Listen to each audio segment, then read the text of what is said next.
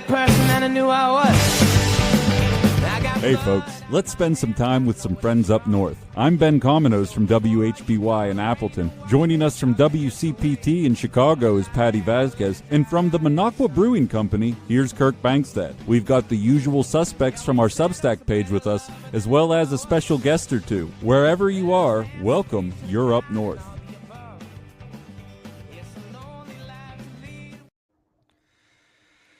Hello, everyone. This is Kirk Bankstead with the Up North podcast. We are welcoming lots of folks, but we got Patty Vasquez also running a radio show here with no audio. She's doing great. You're doing great. Great. Keep up the good work. We can't hear a thing you're saying. Well, Patty's figuring that out. I want to introduce everybody for the show today. We've got a great show. We got Ben Cominos from WHBY, which stands for Why Hot Boys Yodel. Yeah, there you go. Can you hear me now? Yeah, we can hear you now. Excellent. I could never remember the tagline for his station in Appleton. And now you can. Now I'll never forget it. Why Hot Boys Yodel. And we got Patty Vasquez from WCPT 820 AM in Chicago. And then subbing today is our producer, who's Chris Larson. I think Senator Chris Larson, somehow the snow or the cold broke down his car. And so he's in a bus going back to Milwaukee from Madison on the way home. And he didn't think that would be too amenable to being on the radio today. So Amy is going to take over for Chris. Amy's usually behind the scenes, but tonight she's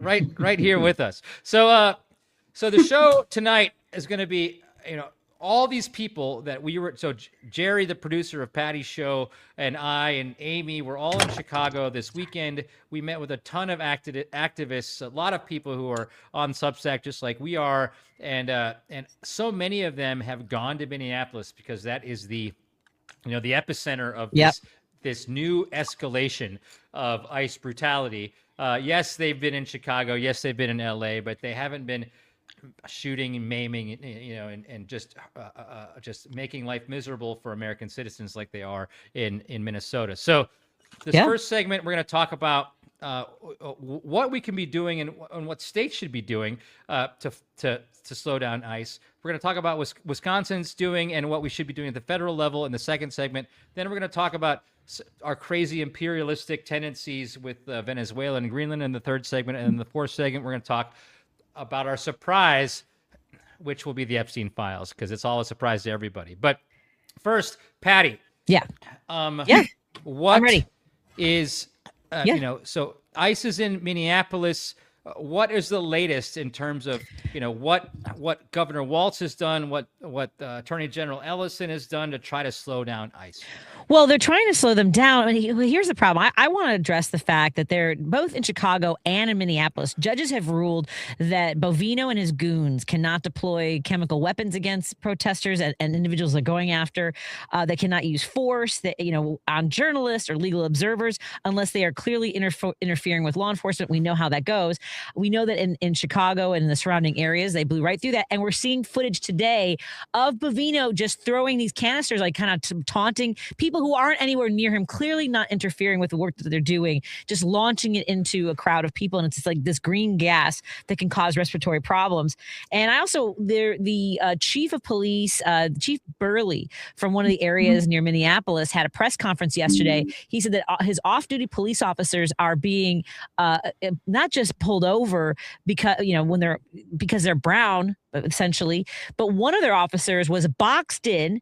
They approached her car with their weapons drawn when she tried to take a video of the instance of the interaction. They knocked her phone out. They're treating their off-duty police officers like they're criminals as well because they happen to be brown. When we were told, but we're being specific, we're going after criminals, and clearly they're going after off-duty police officers. We know that Governor Walz and Mayor Frey and Attorney General Ellison are under investigation for, I guess, essentially they're accusing them of what Trump actually did on January 6th. They're accusing them of inciting violence against ICE officers who are going into communities and causing more violence that wasn't there prior to their chaos that they brought. Did you ask me a question? Sorry.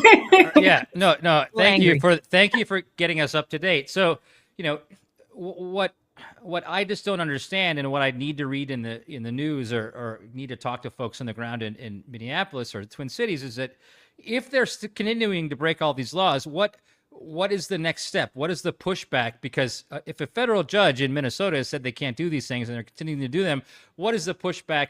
I'm going to follow it up with Ben. To me, we've got activists taking video of people breaking these laws. We have people called legal observers who are just activists who are there who know the law a little bit better.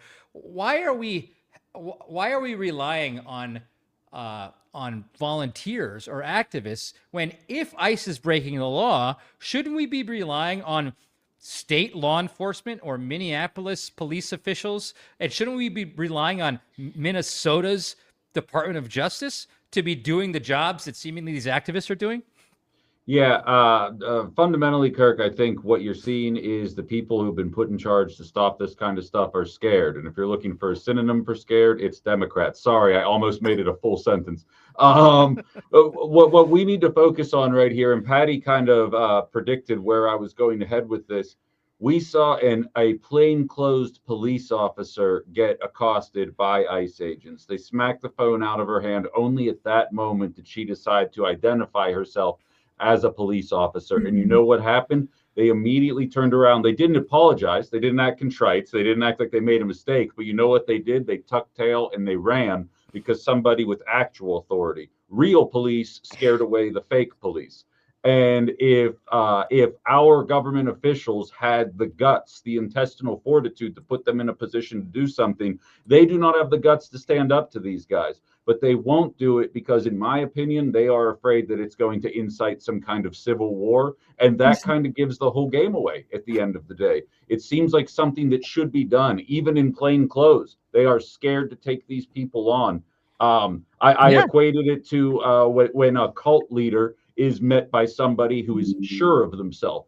Cult leaders thrive when you find somebody who's insecure, scared, confused about where life is headed. The second you come across a doctor or somebody that is doing something in society, you all of a sudden can make that cult leader look very stupid. That's what ICE is. They are fake police. And the second anybody with real authority, if ICE had any capacity to do something impressive, they'd be police. The reason they're ICE is because they can't make it as police. So the reason why you're not seeing people actually do the things they need to do is because I think it would be too effective, like, honest to God. And then it would be a matter of pushback from there. And I think a lot of the higher ups are scared of what that would look like.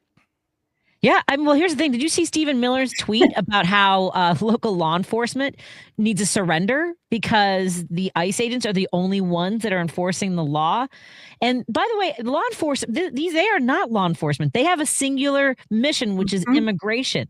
They are not trained the same way as law enforcement, as our municipal police departments. They don't have public safety training, as we saw with Renee Good, because they should have rendered aid. But let's not go on the whole other thing. Wait, so I saw a video of, like, I think it might have been in New York City, because I think New York City cops are a little bit more bold, potentially, just like the doctor analogy you were giving, Ben. I think I saw New York City cops actually arresting ICE agents because they've been just harassing brown cops in New York City. You're not seeing the mass deployment in New York, because they know they're lucky it's just arrests. Like, honest to God, New York's a little grittier than what's going on in Minnesota. No offense to our Minnesota listeners. You're very nice people. I'm from the East Coast, and like barely the East Coast. It's a different attitude where I was raised than it is in the Midwest. That's for sure.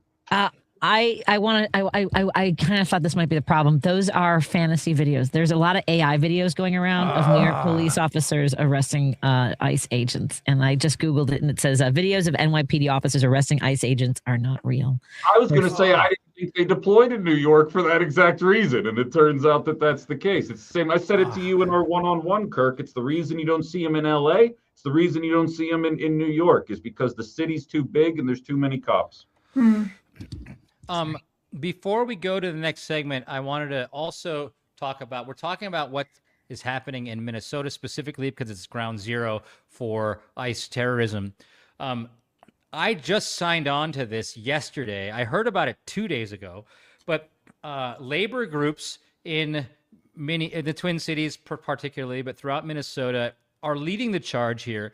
But they're not calling it a general strike because I think that's not what they want people to know it as. But they're asking everybody not to go to work. They're asking students to not go to school. And they're asking people to not buy anything this Friday, September 23rd. I believe that's, January 23rd. And so I heard about it for 2 days. I'm like, no way. Because we've been talking about, like, you know, the Minocqua Brewing Company and this podcast, we've been talking about general strikes for a year now, because this is if you can't have free and fair elections, the only other way to have regime change that's not violent is to have a general strike or a boycott. And so they're doing a stress test. This is called a stress test, where you do 1 day and you see if you all can organize and do it. And if you can, then you scare the bejesus out of the federal government, and you scare the bejesus out of the businesses like Target that are letting ICE stage their raids in their parking lot, letting ICE come in and take away their employees. Patty, what have you heard about this? I've heard people, try to get some momentum behind this. And I know we've talked about it for a long time, and people want to know what they can do. And yet I think that there's still sort of this, like, it doesn't seem there was supposed to be a walkout yesterday. People were supposed to walk out of their businesses at 2:00, I believe, during the wherever they were. Ben, were you going to say that you've heard more energy? I have a theory as to why you might feel that way, because I actually did a segment about it today.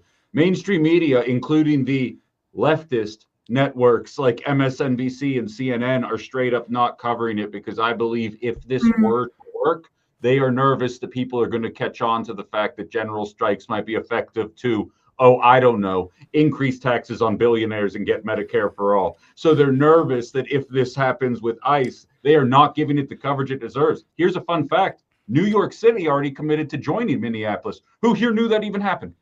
Exactly. Nobody's covering it in the mainstream media. And this is the kind of stuff that's sliding under the radar that you would think in the opposition resistance that is Rachel Maddow and MSNBC, that this would be wall-to-wall coverage. But if they're not sending out a press release, like, look, we're the biggest progressive radio station in the country. If I'm not getting a press, like something like we can get the word out. I want to be a place that is a call to action for people who need to know these things. I'm just saying. I think we need to figure out our pipelines better, because I can't tell you where I found it, but I know I found it. It's out there. And I don't have sources. I don't have guests. I don't have connections. I just read, and it's out there. So it's happening and it's being ignored.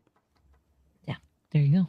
Well, we're going to take a break here. I believe it's time to take a break. We are hanging out with our friends from the Up North podcast. It's Kirk Bangstad, the fearless leader of the Minocqua Brewing Company. Go to minocquabrewingcompany.com. Sign up for our Substack as well. Support the work they do there. There's a great marketplace there, but also order some progressive brews. They're so good, and some great swag. Ben Cominos, host of Outside the Box on WHBY. Go to WHBY.com. Amy Thomas, also one of our fearless leaders, keeping the wheels on the tracks. Let's take a break here and come back in a moment on WCPT 820, Heartland Signal, KKNW 1150 Seattle, and our friends listening in Minneapolis on KTNF AM 950. We love you. Sorry. Wish we could do more. Believe it or not, this podcast takes a lot of work behind the scenes to make Kirk and Company look like they know what they're doing. And a lot of the money that goes to pay our producers and editors comes from the sale of Progressive Beer. The Minocqua Brewing Company sells Progressive Beer all throughout Wisconsin, Minnesota, Illinois, and online to about 30 states. Never seen it? That's likely because we've been banned by distributors for our unapologetically progressive voice. To find where you can buy Progressive Beer, go to minocquabrewingcompany.com and click the Retail Locations tab. That's minocquabrewingcompany.com and click Retail Locations. We get it. Your liver is under constant attack. Alcohol is a dictator that takes away your freedom. It distracts while doing its dirty work. It weakens your judicial system and governing bodies. If you give it too much power, you'll never be the same. We have the solution. 8647 THC Hop Water. 0 alcohol, 0 calories, tastes like patriotism. 8647 THC Hop Water. Liberate your liver. Buy 8647 THC Hop Water and Joint Session, our THC Orange Cooler, by going to thc.minocquabrewingcompany.com. That's thc.minocquabrewingcompany.com. The Up North podcast is sponsored by the Minocqua Brewing Company, who sells progressive beer online across the country. If you like the show today, please consider buying one of our beer subscription packages for yourself or a loved one. You can subscribe to the Democrat, the Liberal, and the Progressive. which delivers four packs of beer to your door for 6 months, a year, or 2 years. To find where you can subscribe to get Progressive Beer delivered to your door every month, go to MonacoBrewingCompany.com and click Progressive Beer. That's MonacoBrewingCompany.com and click Progressive Beer. The Monaco Brewing Company is excited to partner with Brouhaha Coffee to create woke coffee. Get woke, go broke. That's what they say, right? Au contraire, mon frère. This gourmet coffee was awarded 2025 Roast of the Year at the Coffee Break Festival in Wisconsin, and it comes in both medium and dark roasts. Support our political action and enjoy fabulous coffee at the same time. For our Up North podcast listeners, go to the MonacoMarketplace.com, find coffee under the beverage tab, and type in Up North to get 10% off your order. That's MonacoMarketplace.com and use the promo code UpNorth. 820, Chicago's Progressive Talk, where facts matter. And we are back with our coverage with our Up North podcast. Kirk, take it away. Okay, so in the first segment, we talked about what was going on at Ground Zero in the Twin Cities in Minnesota for ICE terrorism.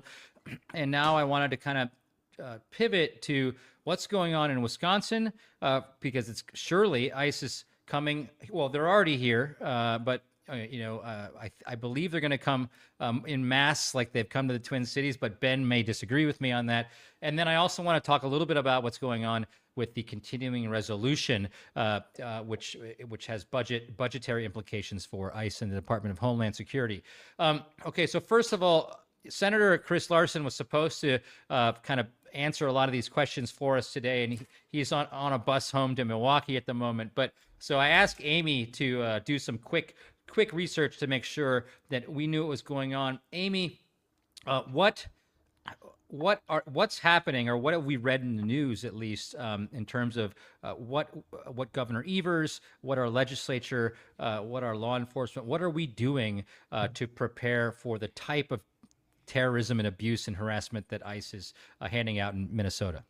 I love this. And thank you for setting me up, right? I am not a legislator. I work behind the screen, behind the cameras. But I do also work very closely with advocacy groups in both Milwaukee and in Madison, as well as across the state. I like to lurk in the Signal chats just to kind of understand what's going on across the state. So I pay attention to how policies are actually playing out on the ground. So when we talk about is Wisconsin, what are we doing to prepare for an escalation? I would say not much, at least not publicly or proactively. And I think that's the key word, right? And Ben, I feel like you'll know a lot about this because we often talk about that with Democrats, right? Like they're not very proactive about things. They'll come in and try. Yep, right. Okay. So we've seen statements acknowledging what's happened in Wisconsin, but there's no coordinated legislative response, no emergency guidance to local governments, and no move to pause or reassess ICE cooperation agreements. I did read an article earlier that Governor Evers says that he is absolutely preparing for the possibility of increased ICE activity in Wisconsin. But so far, people haven't seen what that preparation actually looks like in practice. So there's no plan, no guidance to local governments, and no visible effort to rein in cooperation. So much of the work that we're seeing and hearing about right now to protect community members is being done by non-electeds and community members themselves. So let me stop you there. I want to talk about counties in a second. So I spoke, we had another Substack live with Chris last Thursday, I believe. And I asked him the same question and about Evers. I was like, you have to tell me. I mean, he's a senator. He's a state senator. He's one of the, the most senior Democrats in Wisconsin. He's been in office for over a decade. And he said, first, I was like, you got to tell me that he's talking to the state senators, at least the Democrats and the assembly folks, about what he's doing. And he's like, no, we haven't heard a word from Governor Evers. And then I was like, okay, well, maybe he's not going to include you guys, but don't you think he's on the phone with Governor Walz every day, Governor Pritzker every day? I mean, these guys are going through it. There should be a Midwest coalition of at least blue state governors that are talking. And he's like, if he is, he hasn't said a peep about it publicly.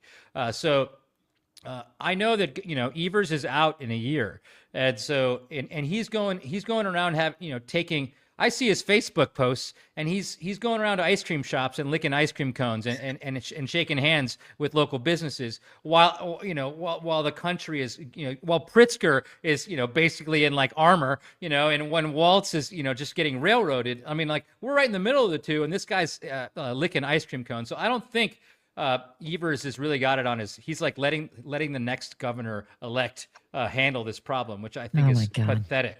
It is. Amy, well, plus, yeah, I'm sorry. Go for it. Go for it, plus, Patty. there's a memo that's been released that basically immigration officers are asserting sweeping powers to enter homes without judges' warrants now. I think I saw this news today as well, which we've seen play out in Minneapolis, where they're just busting down doors without a warrant and dragging people out of their homes in their underwear. So I just wanted to. And so if Governor Evers isn't getting ahead of that, or Governor Pritzker for that matter, we are in a lot of trouble. Yeah, I'm nervous we're headed towards an eventuality that Democrats always think acting like Republican light will win over Republican voters. And I'm nervous in an election year that you're going to see some of the more centrist candidates run on the idea of finding a way to cooperate with ICE. They will not win a single Republican vote by doing that, but they sure as hell will lose a lot of leftist votes by doing that. And I hope that's not the route we learned in 24. That's not the route to take. I hope they learn from that lesson, but I am kind of nervous that you guys are right. It does seem like Evers is passing the buck, but that's what primaries are for. So I think we should all keep that in mind while we're voting this time around. For sure. Quickly, Amy, tell us the counties in Wisconsin that have agreements. The sheriff's departments and are working with ICE to to help them detain folks who get arrested and sent to jails in counties. For sure. So that's 287G. And essentially what that means is it allows local jails to function as an extension of federal immigration enforcement. So when folks are arrested there, they can be flagged, they can be held longer, and then they can be transferred straight to ICE custody. So there were conflicting reports that I found online. I found an article that said there was 19, and then the ACLU had 16. But what I've got is Brown County, Calumet. Oh, please, I am a transplant in Wisconsin, so if I slaughter any of these, jump in and save me. Fond du Lac, Kenosha, Kewaunee. Nailed it. All right. Manitowoc, Marathon, Marquette, Outagamie, Sauk, Sheboygan, Washington, Waukesha, Waupaca, Waushara. Did I say that one right? Waushara. Thank you. Winnebago and Wood. So they're growing quickly. So if you are listening to this podcast and from any of the counties that Amy just listed off, sheriffs get elected too. And these guys obviously have chosen, to be MAGA and to help terrorize fellow Americans at this point if they're working with ICE, not just immigrants. And so you need to be calling your sheriff and saying, why are you working with ICE after they've shot and murdered people in Minnesota? We're going to continue this conversation in the next segment, but I wanted to pivot a little bit to what's going on at the national level. So we, at the end of January, we remember, and I'll probably introduce the whole thing and we'll talk about it, but at the end of January, or at the end, less than like 48 days ago, I believe, less than 2 months ago, our government was shut down. And it was shut down because we have a 60 votes in the Senate is what it takes, is the leverage that we have to shut down government unless we want Trump to change. And so we tried to aim for Medicaid, the extension of the ACA benefits, and we caved. But now we're facing that same thing again in like next week. And so Democrats have a ton of leverage right now to stop ICE by not funding them. Patty, I think they're going to fund it. I think that I honestly, what would they run on?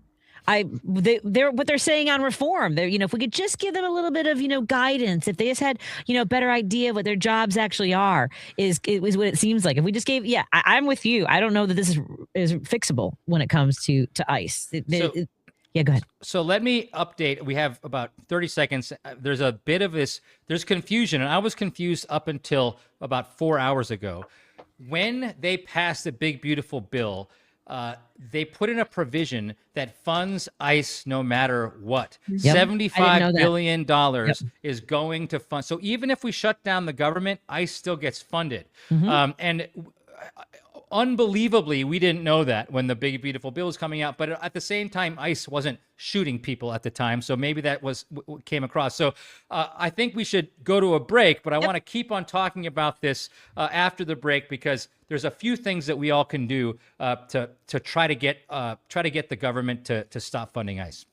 We are broadcasting the Up North podcast. Amy Thomas, who keeps the wheels on the track when it comes to all the work we do with Minocqua Brewing Company. Make sure you're subscribing to the Minocqua Brewing Company Substack, and please be a paid subscriber so we can continue to share the information that we talk about here. Of course, our fearless leader, of course, Kirk Bangstead. He has been a sponsor of the show since 2022, and we're grateful for all the work that he does. Ben Cominos, the host of Outside the Box on WHBY. Go to WHBY.com. We're broadcasting here on WCPT, KKNW, and KTNF. Be back in a minute, everybody. Believe it or not, this podcast takes a lot of work behind the scenes to make Kirk and Company look like they know what they're doing. And a lot of money that goes to pay our producers and editors comes from the sale of our progressive t-shirts. The Minocqua Brewing Company sells t-shirts to supplement our beer sales because we've been banned by beer distributors for our unapologetically progressive voice. To find where you can buy our t-shirts, go to MinocquaMarketplace.com and go to apparel. For Up North podcast listeners, get 10% off on all of our merch by going to MinocquaMarketplace.com and typing in promo code UpNorth. That's MinocquaMarketplace.com, promo code UpNorth. The Up North podcast is sponsored by the Minocqua Marketplace, or what we like to call the Amazon for progressives. Every product sold on the Minocqua Marketplace is made by a company that's pledged to never donate money to the MAGA movement. There's over 60 companies on our marketplace, and we sell everything from nuts to detergents to doormats. Save democracy with your wallet by shopping only at MinocquaMarketplace.com. For Up North podcast listeners, save 10% on any order in the store by going to MinocquaMarketplace.com and typing in promo code UpNorth. That's MinocquaMarketplace.com, promo code UpNorth. We get it. Your liver is under constant attack. Alcohol is a dictator that takes away your freedom. It distracts while doing its dirty work. It weakens your judicial system and governing bodies. If you give it too much power, you'll never be the same. We have the solution. 8647 THC Hop Water. Zero alcohol, 0 calories, tastes like patriotism. 8647 THC Hop Water. Liberate your liver. Buy 8647 THC Hop Water and Joint Session, our THC Orange Cooler, by going to thc.minocquabrewingcompany.com. That's thc.minocquabrewingcompany.com. The Minocqua Brewing Company is excited to partner with Brouhaha Coffee to create woke coffee. Get woke, go broke. That's what they say, right? Au contraire, mon frère. This gourmet coffee was awarded 2025 Roast of the Year at the Coffee Break Festival in Wisconsin, and it comes in both medium and dark roasts. Support our political action and enjoy fabulous coffee at the same time. For our Up North podcast listeners, go to the MinocquaMarketplace.com, find coffee under the beverage tab, and type in Up North to get 10% off your order. That's MinocquaMarketplace.com and use the promo code UpNorth. Believe it or not, this podcast takes a lot of work behind the scenes to make Kirk and Company look like they know what they're doing. And a lot of money that goes to pay our producers and editors comes from the sale of our progressive t-shirts. The Minocqua Brewing Company sells t-shirts to supplement our beer sales because we've been banned by beer distributors for our unapologetically progressive voice. To find where you can buy our t-shirts, go to MinocquaMarketplace.com and go to apparel. For Up North podcast listeners, get 10% off on all of our merch by going to MinocquaMarketplace.com and typing in promo code UpNorth. That's MinocquaMarketplace.com, promo code UpNorth.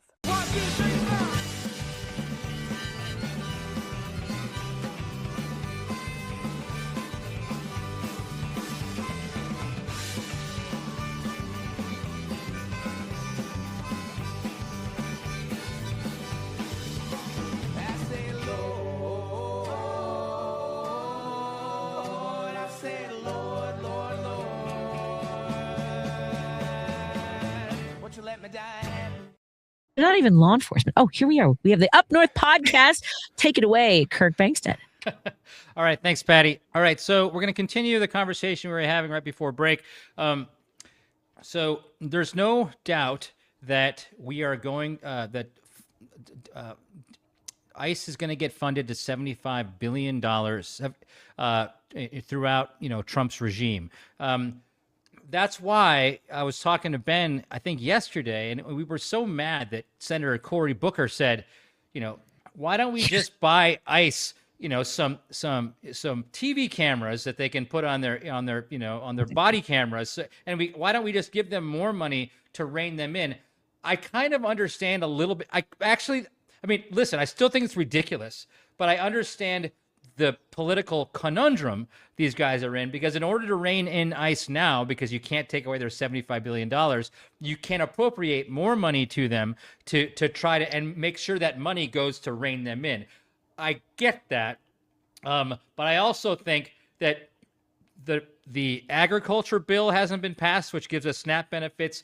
The transportation bill is on a continuing resolution, which gives us air traffic controllers, and the Department of Homeland Security gives us not only ICE, which is but it gives us the guys at the airport, whoever those guys stopping us, take our shoes off, and they give us the Coast Guard and everything. We can still have leverage to stop government. Patty, what do you think? I just think that, look, we just talked about how in the big, beautiful bill, we're learning that there's $74 billion over 4 years from that reconciliation bill. And it's a 300% increase. So you're telling me that what Booker said is that if we just buy them camera, which, by the way, courts have been saying they have to wear their cameras, but they're not, because we saw Agent Jonathan Ross walk around with a cell phone and then switch hands so he could get his gun. That's neither here nor there. But so 265% of it goes to detention, right? It goes to basically paying for holding them in places where a lot of the detainees even have to work to have access to a phone. Like the amount of money they're spending is going to private, basically detention center owners. I can't, I know I'm supposed to be reading something else, but I just got really mad about that part. So it does guarantee, the amount of spending is absolutely insane. And when you talk about how we need to be taking care of the people in our communities, it's appalling that we're doing it this way by actually victimizing all of them. Yeah, I think there's an opportunity here if we focus on just actually shutting down. I mean, It's the kind of frustration. And Patty, I spoke to you 2 weeks ago. You caught me right after the Renee Good murder, and it's probably the most most emotional I've ever been on airwaves. I'm an emotional guy, but I try to keep it calm for the purposes of what we do professionally. And it was just impossible for me to see it through any other kind of light. And I think there is an intrinsic benefit to shutting down. And it is a matter of, do they have, as I stated in the first half hour, does the Democratic Party have the intestinal fortitude to go and do that? Because that's the major issue. I will not make excuses for Cory Booker. And while I'm not making excuses, I watched ICE funding increase for 4 years under Joe Biden and all the years under Obama as well. There comes a time when we need to realize that placating this kind of stuff is not going to make it go away. You get laughed at as soon as you turn around when you're doing this kind of stuff. It's a hard sell. It really is, because we as leftists and liberals and centrists, we always come down on the conservative party, for Republicans, for MAGA, for shutting down the government, for whatever ridiculous welfare program they want to cancel that particular budget session. And it's a hard sell, I think, to some individuals. But I think the pros outweigh the cons on this one. Not even 30% of America is behind what's going on with ICE. And if you make it clear, we're not reopening until the Gestapo stops acting like a Gestapo, there will be some frustration. It will be spun to look bad in the media. But I think anybody paying attention to what happens will know that this is something. We can't deal with this till November, let alone 2028. And I think that's a very commonplace attitude. And we didn't get a chance to jump into it, but I believe that's why we won't see this in purple states, in Pennsylvania and Wisconsin, because it's not popular. But to people in Patty's city, in Minneapolis, you guys are going to have to deal with this. And it's easy for me in Northeast Wisconsin, where, according to Amy, every single bleeping sheriff is throwing in the lot with ICE. It's easy for me to say, oh, deal with this for 8 more months. But I think anybody with empathy knows we got to shut it down and stop this garbage. So there's different contingents. Amy looked at this and she got me this information. The progressive contingent, in which Mark Pocan, who's our congressman from Madison, he's part of the progressive contingent. His quote says, "I don't think there's any way you're going to see a Homeland Security appropriations budget get through Congress. I mean, the divide is too strong." He told that to CNN. So there's going to be Congress people, but Tammy Baldwin, who's always behind the scenes. She's not a bomb thrower. She she doesn't want to increase the budget. She's talking about whether or not we should increase the budget, like Booker's talking about. But we need Tammy more than we need Pocan, because Tammy needs to be part of the 60 votes that stops the funding for government, and we're not seeing that coming out of Tammy Baldwin right now. So the call to action here, and we'll say it again at the end of the show, is everyone needs to be calling their Democratic senators and Congress people and telling them that we can't fund government until ICE stops shooting us. And it's not, and I've talked to my advisor today, one of the consultants that everybody hates, but he also knows the pulse. He's like, all of these corporate Democrats have such faith that we're going to have elections next year, have such faith that they're not willing to do anything that's going to rock the boat. They're just going to wait until the elections come out. And I think, and I've said that for a year, that's crazy. So I think the safer bet's in the House, personally, Kirk, because I do not respect libertarians. I have a joke on my show. I say libertarians are house cats. They act like they don't need you until they realize they haven't eaten in a couple hours. They're like, hey, aren't you going to give me food or something, or like shelter? They're not actually libertarians, but there are some people, that your Thomas Massey's, who has been pretty vocal about what's going on, handful of others that recognize government overreach when it's happening, and you only need a simple majority in the House to prevent anything from getting across the finish line. And based on deaths and retiring, I believe, am I mistaken? Are we at literally a 1 vote margin of error in the House right now? I believe that's accurate. So if one Republican slides over and says, yeah, ICE is overstepping, then it gets shut down. I think the smart play, you're not finding freaking 10 Republican senators to be like, no, make it easier for Mexicans to be here. That's not a thing that's going to happen, even if Tammy Baldwin comes along for the ride. But the House, very different story. I think that's the smart play there. Okay, let's quick move to Greenland. So obviously everybody is in Davos right now. You have, all the European leaders.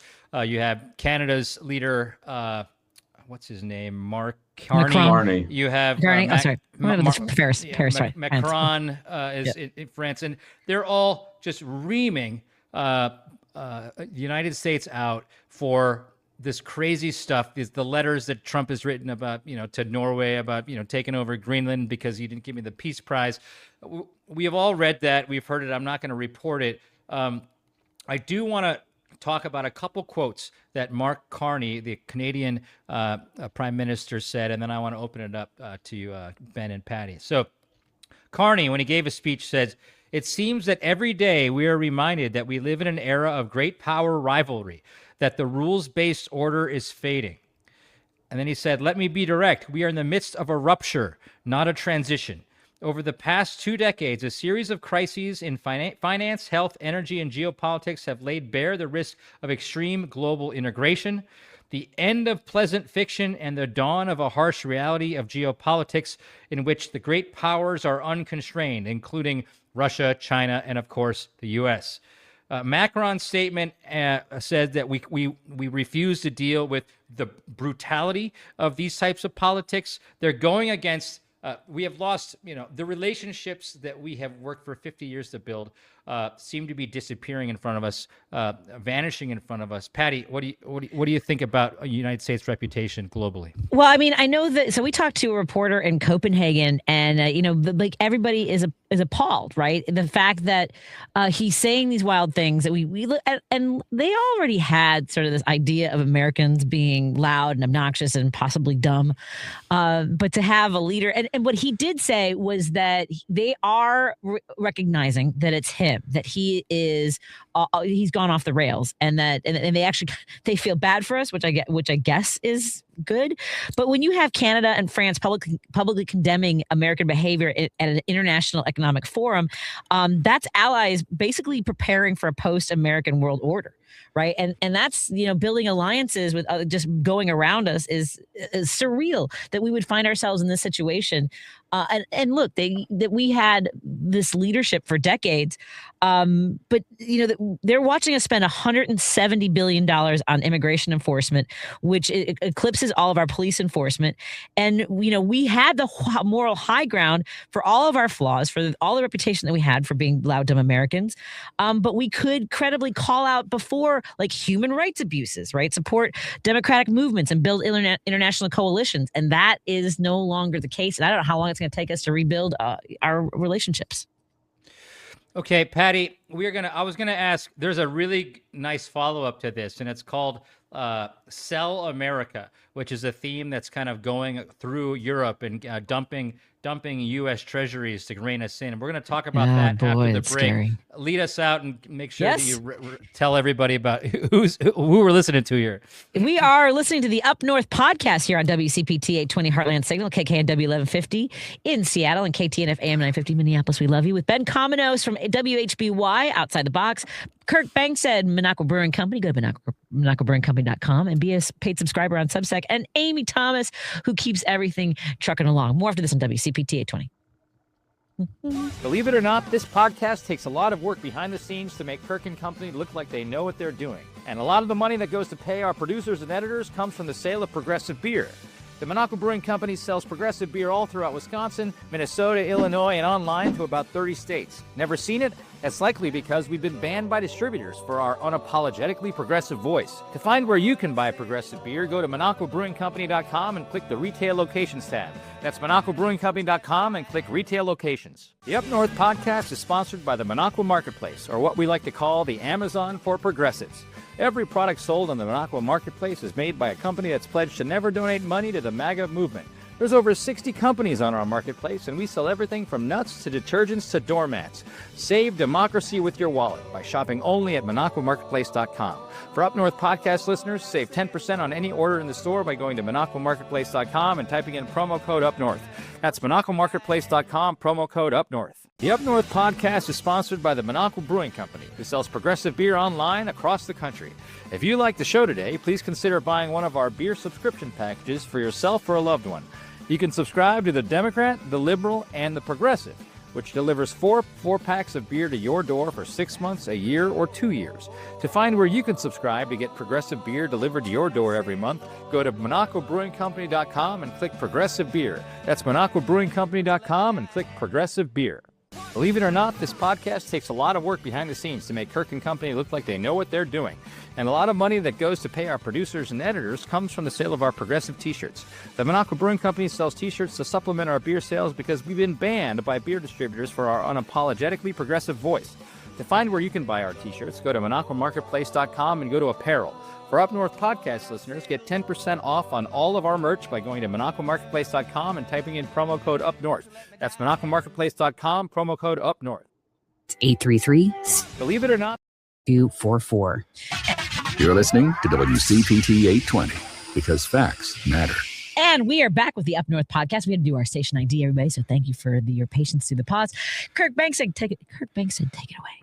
Okay, so before the break, we were talking about, we're just destroying our reputation. We're destroying the trust that the United States has made around the globe. We have no moral high ground anymore. People are linking Trump and us to Russia, Putin's Russia, and North Korea type states.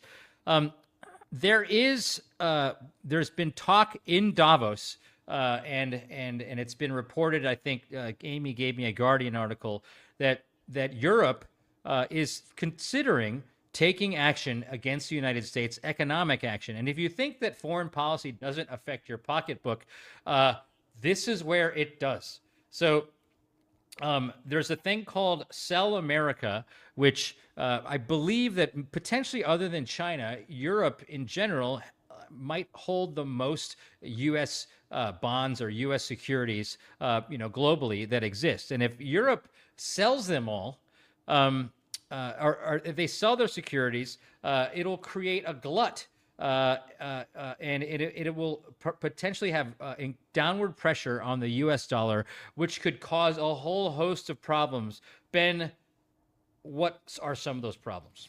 Yeah, it's an interesting conversation to have here. I mean, obviously, America having the largest GDP that's out there in the world, I believe around 30 trillion. The entire EU combined is around 20 trillion. Just for some reference here, Russia is at 2.5 trillion. So to give you an idea there, it's a matter of how greedy versus how scared the EU finds themselves in this particular moment. Because economically, you will not be able to find somebody that compares to what America, at least the corporations, can generate economically. So you got to consider that when you're having this conversation about whether or not they're actually willing to leave. Were they to actually do so, though, there's a number of different, and I'm not going to claim to be an economic expert when it comes to how bonds and certain tariffs and other things like that work overseas. But what I do know is the partnerships that we have in terms of imports and exports, as well as a number of different business deals and sweetheart deals, which have been dangled in front of us periodically over the course of the last couple of days during this Greenland debacle. While we might not always feel the benefit of it, and we know there's a large percentage of the population that thinks we get the raw end of the deal, it really is what provides us a lot of the backing and the safety guarantees that I think a lot of us have taken for granted over the years, based on our NATO partnership and the safety that we have with Europe. But I would be remiss if I didn't at least highlight, I read this quote on my show today. This is from a French woman from the 40s, Amy César, and I think it kind of highlights there's a level of frustration because I hear us talking about Russia and North Korea. I would argue who America reminds me of right now in regards to Greenland is Israel and what they were doing to Gaza. And our European allies were very content to support us supporting Israel. And the line always is fascism is just imperialism turned inward. And what Europe is experiencing right now is what America does to everybody. I do not subscribe to this Pollyannish idea that we were the world's good guys. I think what Europe is realizing right now is what we and Europe, by extension, have done to the entire global South since before any of us were born. And there's a quote from Nazi Germany that I think really highlights the parallels between now and Nazi Germany continue to pile up. What the European bourgeois cannot forgive Hitler for is not the crime itself. It's not the crime against man. It's not the humiliation of man as such. It is the crime against the white man, the humiliation of the white man, and the fact that he applied to Europe colonialist procedures when until then had been reserved exclusively for the Arabs of Algeria, the coolies of India, and the blacks of Africa. And what we're watching right now are the white countries of Europe realize that they, for the first time ever, cannot trust the man in the White House, and they are pivoting. They are willing to work with China instead of us because of this. Yep. And if we don't acknowledge that and acknowledge that this is what we do all over the place, not just Greenland, it just feels stranger because it's Greenland. We've been here before, and we need to call this kind of stuff out when it happens. Okay. Can I say, it's interesting that you say that because I had someone comment on my Facebook post. I'm getting a lot of people from like all over the world, and I had someone from another country say that they were hoping that Trump would win so it would expose the kind of actions that we take and the behavior that we've been participating in for decades. So that was... Yeah, I agree. Anyway. So the question is, Yeah, go ahead. So the question is, you know, we just invaded Venezuela. We're talking about invading Greenland. Mm-hmm. We're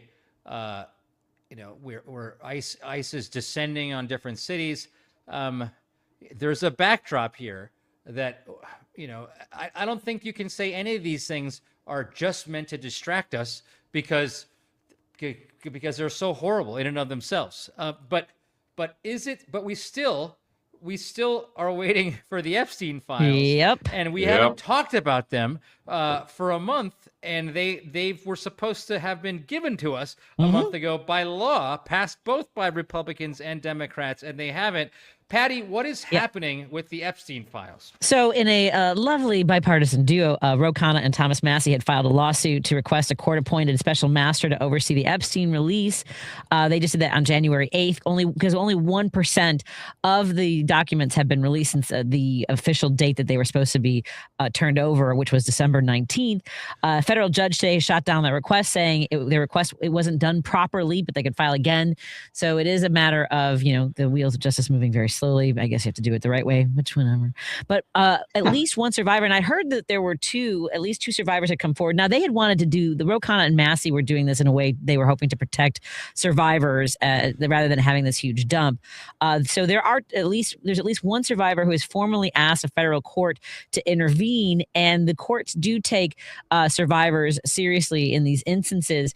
So look, the government moving slow versus doing it right is painful sometimes, but the boring, the procedural stuff, getting the filing correct and listening to survivors is the right way forward. What's interesting? Oh, sorry, Kirk. No, Ben. What's interesting about that, Patty, because you're exactly right. We didn't start talking about Epstein until 7 minutes left in an hour, which goes to show you how much other garbage is piling up. And I hate to boil it down to politics. The Epstein list polls at -38. Mm-hmm. I can't believe it's not 100, but welcome to polarization in America. It polls at -38 in terms of approval. Greenland, which we all view, I think, collectively as a distraction, is polling at -40. It is less popular than the Epstein list in terms of how it works from a political perspective. And it goes to show you that, we are getting distracted by all this kind of garbage, but it's like out of the frying pan and into the fire, right? I mean, fundamentally, that's what the Trump regime's looking at. And we're talking about sexual abuse survivors, so I don't want to boil it down just to politics, but this is a political podcast where we talk politics, and it's bad politics to distract with something dumber than the actual story itself. So I guess, I was just going to rail on spineless Democrats again, but what Massey and Ro Khanna wanted seems reasonable. You have a special master, that's not part of the Republican Party, and that's not part of the Democrat, probably not part of the Department of Justice because they're getting sued. You have this person who's in charge of releasing the files, and they have to do it, in a certain amount of time. And that seems like the right way to do it. You have to take it out of the Department of Justice's hands. If they actually get a special master or somebody independent doing this, then it'll be done in a proper way, and then we can actually focus on it. I still don't understand, however, why the original judge, why does it have to be a month? Why does a judge have to hear something from Ro Khanna or Thomas Massey, a new proposal? The law was written, they passed the law. I've been sued a lot. I know contempt of court quite a bit. They're just in contempt right now. Like, it seems to me like they should be able to have a flip that switches to throw somebody in jail for not giving the files away. Yeah, you would think. You know what? Go ahead, Ben. I was just going to parrot what you were saying there. And I think it's all a matter of verbiage. Like, I would even suggest I've stopped referring to them as the elites, and I've started referring to them as the Epstein class.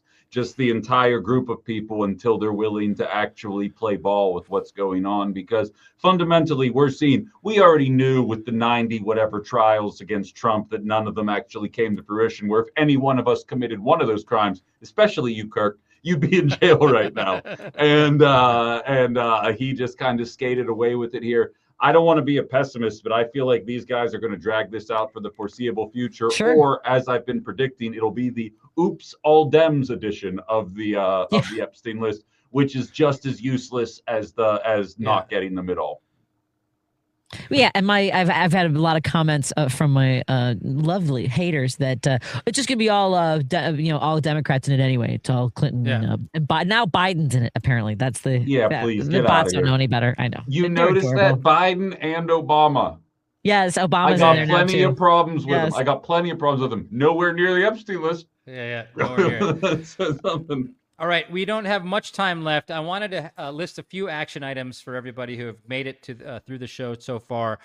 First of all, if you're in Minnesota, join that whatever they're calling it. I'm calling it a general strike on this Friday, January 23rd. It is called it's a stress test. If you can do it and do it coordinated enough, it will encourage others to do it. We need to grow the movement of general strikes and the people that think that they're possible. Second, boycott the companies like Target who are housing ICE. We are doing a crowdfunder for the Monaco Marketplace, which is an e-commerce site meant to make it easier for you to boycott companies, because we want to put everything on that site as a substitute, so that you can, and that's an affordable substitute for every product that is made by a company who is bent the knee to Trump. And finally, call your Pocan and call Tammy Baldwin, call your Democratic senators and make them defund the federal government. That's the Up North podcast with Kirk Banks, Amy Thomas, and Ben Cominos. Thank you, Lady B. Good night, everybody. Have a great evening.